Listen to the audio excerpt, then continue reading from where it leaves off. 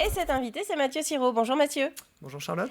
Vous êtes conseiller retraite donc sur La Roche-sur-Yon. On va parler de cette 8e édition des rendez-vous de la retraite donc, qui sont organisés.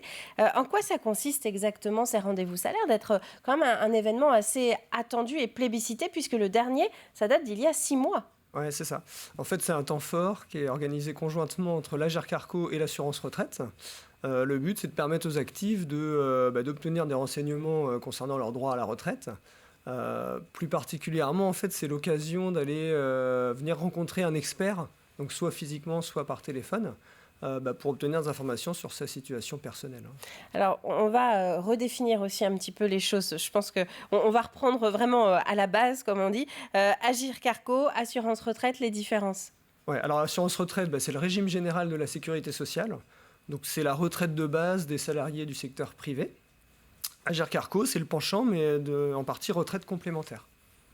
Bon, au moins les choses sont claires. À qui vont s'adresser du coup ces rendez-vous là de la retraite qui commencent aujourd'hui, qui se poursuivent jusqu'au 11 décembre? Oui, c'est ça. Qui va être concerné? Alors justement, c'est la particularité de ce temps fort, c'est que ça concerne tout le monde. On pourrait penser que la retraite, ça s'adresse principalement aux personnes proches de la retraite. Là, c'est pas le cas, justement. L'occasion est donnée à tout actif de venir nous rencontrer. Et quand je dis tout actif, en fait, c'est toute personne qui aurait cotisé au régime général et à l'Arco dans sa carrière. Donc ça représente quand même 95% des actifs. Donc concrètement, tout le monde peut venir nous rencontrer. Et voilà, c'est la grosse différence de ce temps fort, c'est qu'en règle générale, on a des cibles de rendez-vous, on ne reçoit pas tout le monde dans l'année. Donc c'est très ciblé. Alors que là, c'est une porte ouverte à tout le monde. Là, c'est vraiment l'occasion, quand on n'a peut-être pas la possibilité de décrocher un rendez-vous le reste du temps pour se renseigner auprès de vous, de venir justement poser nos questions. Tout à fait, c'est exactement ça. Qu'est-ce que vous rencontrez justement comme interrogation le plus souvent, vous qui êtes au contact du public ?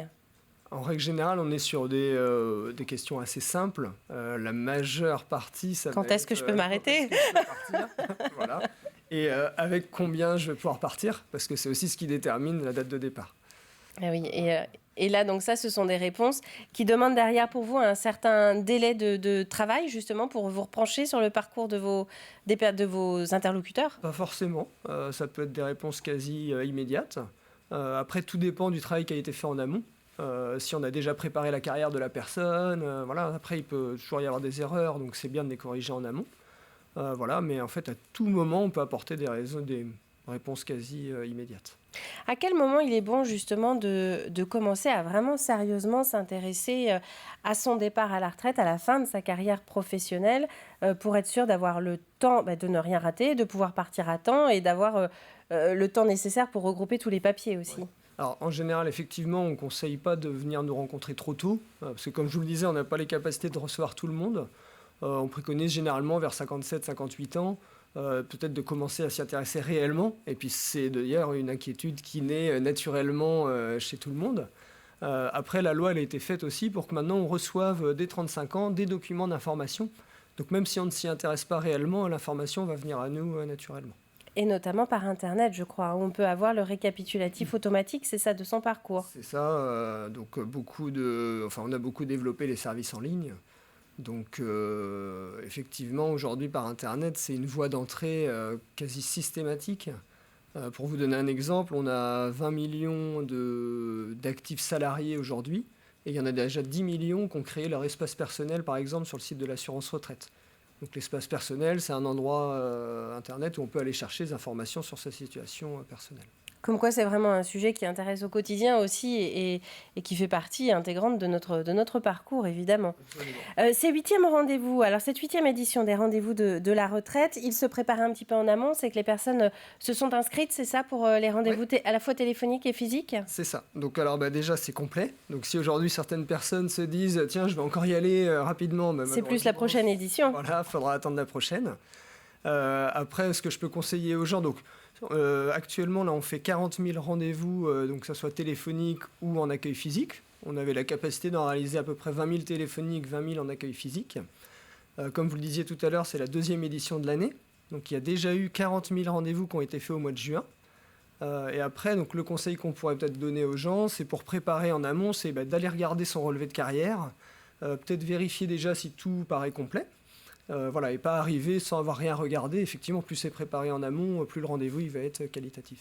Et alors, je voyais quelque chose qui m'a attiré le regard dans votre communiqué, c'est que vous dites que ces rendez-vous, ça peut également être le point de départ d'une réflexion pour la suite de sa carrière. C'est-à-dire qu'en fonction des informations qu'on va obtenir auprès de vous pour notre retraite dans quelques années, enfin peut-être un peu plus nombreuses que si on était vraiment en fin de carrière, ça peut permettre de décider aussi quel type de contrat, vers quel type de contrat on peut se tourner sur les prochaines années. Ça c'est évident. Enfin, on voit de plus en plus de reconversion professionnelle, par exemple.